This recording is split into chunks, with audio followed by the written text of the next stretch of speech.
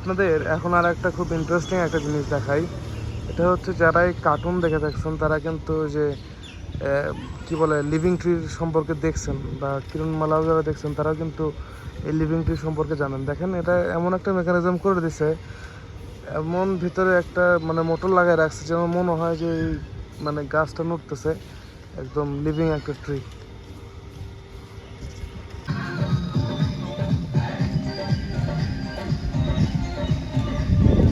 So আমরা আছি মানে আমি আছি এখন ওয়ান কাইন্ড অফ জুরাসিক পার্কে। খুবই টায়ার্ড, বাট এমন এমন কিছু জিনিস যেগুলো না দেখালে হচ্ছে না। তার মধ্যে একটা জিনিস হচ্ছে এই ডাইনোসরগুলো। খুবই কিন্তু দেখতে সুন্দর, মানে সুন্দর, মানে কোনো ধরনের কোনো মানে কি বলে মানে মিসম্যানেজমেন্ট নাই, এর বডি স্ট্রাকচারে কোনো ধরনের কোনো ভুল নাই। দেখেন অনেকে থাকে না এই যে ডাইনোসর বানাইতে গিয়ে বিলাই বানায় ফেলে, কিন্তু এরকম কিছু কিন্তু এখানে হয় নাই। খুব সুন্দর করে এই ডাইনোসর দুটো বানানো হয়েছে, যেটা অনেক সুন্দর লাগছে আমার কাছে, সেজন্য দেখালাম। অনেক কিছু স্কিপ করতেছি, মানে এর ভিতরে দেখার অনেক কিছু আছে, সব কিছু দেখাতে গেলে অনেক টাইম লেগে যাবে। এই জায়গাটাতে হচ্ছে পানির মধ্যে একটা কৃত্রিম একটা স্রোত তৈরি করা হচ্ছে, যার মাধ্যমে দেখেন এর মধ্যে কিন্তু ঢেউগুলো ওই পাশ দিয়ে চলে যাচ্ছে, ওই পাশ দিয়ে একটা লঞ্চ ড্রাইভের মতো করে মানে একটা ব্যবস্থা করা হচ্ছে। খুব সুন্দর বুঝিয়েছে। আপনাদের দেখালাম ওখানে হচ্ছে আসলে পানির স্রোত তৈরি করা হচ্ছে, দেখতেই পাচ্ছেন এখনও দেখা যাচ্ছে পানির স্রোত তৈরি করা হচ্ছে। আর এটা হচ্ছে সে ওই মেশিনের ফলাফল।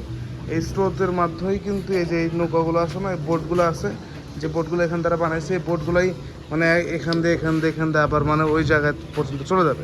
তো এই বোটগুলো চালানোর জন্য মেইনলি ওখানে একটা আর্টিফিশিয়াল স্রোত তৈরি করা হচ্ছে। দেখেন একটা ইন্টারেস্টিং জিনিস, এখানে হচ্ছে আঞ্চলিক বাঁশ গবেষণা ও প্রশিক্ষণ কেন্দ্র থেকে একটা টেকসই বাঁশের বাড়ি বানাই দিছে। বাট যেহেতু সরকারি কাজ, দেখেন সেই টেকসই মানে খাম্বাও বাঁকা হয়ে গেছে, বাঁশও বাঁকা হয়ে গেছে, আর সাইনবোর্ডটা তো মানে উল্টা হয়ে গেছে। বাঁশগুলো শক্ত, বাট এর যে স্ট্রাকচার এটা কিন্তু খুবই দুর্বল, দেখেন ভেঙে গেছে। এখন আমরা দেখতেছি হচ্ছে আইফেল টাওয়ারের মতো দেখতে একটা জিনিস, কিন্তু এটা মোটেও আইফেল টাওয়ারের মতো দেখতে না। এর ভিতরে আরও অনেক কিছু আছে, যেমন মিশরের পিরামিড আছে, দেন আরও চীনের মহাপ্রাচীর আছে, দেখতে পাচ্ছেন। কিন্তু এর ভেতরে আর যাই নাই, খুবই বিরক্ত লাগতেছিল, এত বড় জায়গা। এখানে এত কিছু আছে যে দুইটা ভিডিওতেও দেখায় শেষ করা পসিবল নয়, কিন্তু আমার পা হার মেনে গেছে, আর পারতেছি না ভাই। মানে এত বড় জায়গায় ঘোরা খুবই টাফ জিনিস হেঁটে হেঁটে। এটার জন্য যদি এরা কোনো রাইড সিস্টেম মানে মানে অ্যাফোর্ডেবল রাইড সিস্টেম রাখতো তাহলে খুব ভালো হতো। আর যদি কারো পার্সোনাল গাড়ি না ঢুকে তাহলে একটা উপায়, বাট এমনি পায়ে হেঁটে ইটস কোয়াইট ইম্পসিবল। কাকা আর একটা 5 টাকার আর একটা আমরা দেন।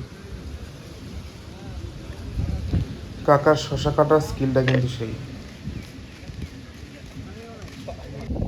আর একটা ইন্টারেস্টিং জিনিস, এটা কিন্তু একটা ট্রি হাউস মানে বানানোর চেষ্টা করছে, যেটা কোয়াইট ইমপ্রেসিভ। আমি আমার লাইফে ফার্স্ট টাইম কখনো কোনো মানে ট্রি হাউস দেখলাম।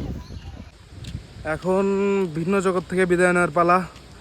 অনেক ঘোরাঘুরি হয়েছে, অনেক দেখা হয়েছে, আমি আরও অনেক বেশি আছে দেখার জন্য মতো, বাট একদিনে দেখা পসিবল না। 600-700 বিঘা জমি, 150-200 একর জায়গা, ইটস অনেক বড় একটা জিনিস, অনেক বড় একটা জায়গা। বাট যেগুলো জিনিস মানুষ সচরাচর দেখে না সেই জিনিসগুলো দেখাই দিলাম আপনাদেরকে। মনে করি আশা করি যে ভালো লাগবে। অবশ্যই একটা ফলোয়ার সাবস্ক্রাইব করে রাখবেন। দেখা হচ্ছে নেক্সট কোনো ভিডিওতে, নেক্সট কোনো জায়গায়। ধন্যবাদ।